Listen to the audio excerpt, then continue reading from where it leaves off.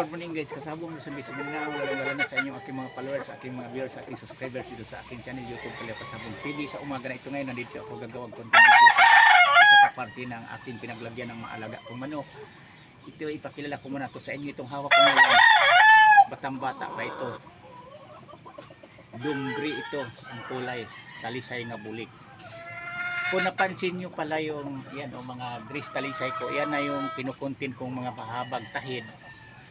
Sinutulan ko na dahil yan o, sinimulaan ko na yan na kinukondisyon. Ihanda ko yan dahil gagamitin ko yan na pang personal ko ring pang entry.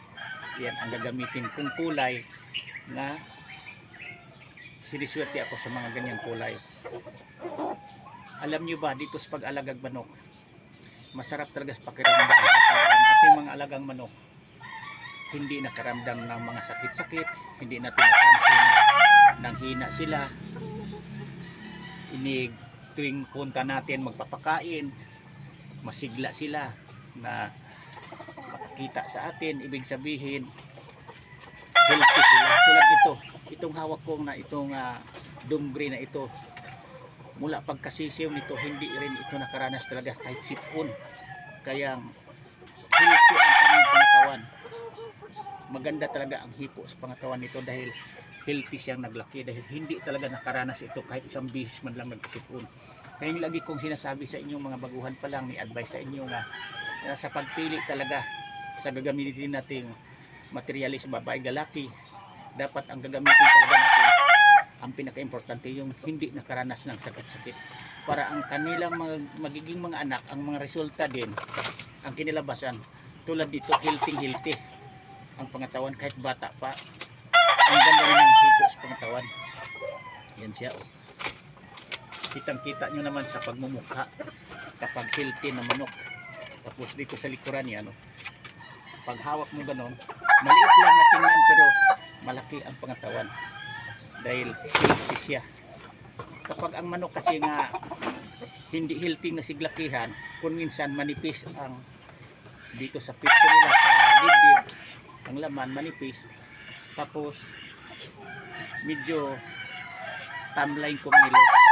Hindi tulad nito na mga mabilis gumalaw ang mga manok na hindi nakaranas ng sakit-sakit. Magkaiba talaga nga kumilos, gumalaw ang manok na healthy, na hindi nagkasakit-sakit, at saka yung manok na nakaranas ng mga sakit-sakit, lalong-lalo na kung nakaranas ng malubhang sakit.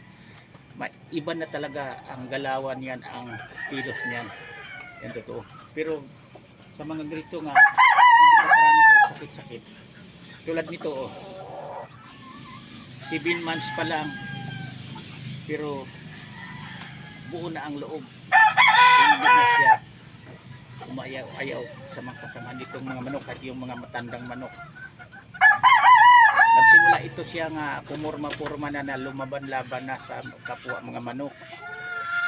3 months pa lang matapang na ito siya kasi healthy mo siglakihan. Pero ang manok na makaranas ng sakit-sakit, hindi yan maglaban sa edad na 3 months. Yan totoo. Kasi sa katagal ko na kasi nagpapalahig manok, alam ko na kung ano ang dapat na pipiliin natin mga linyada sa manok, kasi may manok talaga nga maglabas ng mga sakitin kasi ang pinagalingan nila, ginamit mong materialis na babae, madalas magkasakit-sakit. Ganon din ang kalabasan sa mga anak. Pero tulad nito, ang ina nito mismo hindi talaga nakaranas ng sakit-sakit, pati yung ama nito. Kaya ang kinalabasan ngayon, ang resulta, itong mga anak hindi rin talaga nagkasakit-sakit, healthy na siglakihan. Masarap sa pakiramdam kapag ang ating inalaga ang manok hindi mga sakitin, kasi hindi na tayo mamroblema pa na nagkasakit ang ating manok. Maghanap ako ng pambili ng gamot para mapagaling ko siya sa kanyang sakit na sitwasyon. Pero kung mga healthy ang ating alagang manok, wala tayong intindihin. Masaya tayo na panoorin ating mga manok healthy ang mga pangatawan, malakas kumain dahil walang masamang naramdaman. Yan ang pinaka-importante talaga na ma-advise ko sa inyong umaga na ito ngayong gabe. Di ko magsawa ng ulit-ulitin sa inyong mabaguhan pa lang kasi napagdaanan ko na talaga ang pagpalahi ng manok. Luging-lugi tayo kapag ang ating padamihin na mga linyada yung madalas magkasakit. Dapat ang mamanukin natin yung hindi mga lahing sakitin. Yan lang, maraming salamat ulit sa pagpanood. Thank you, bye bye. Bukas ulit ibang topic. Yan lang.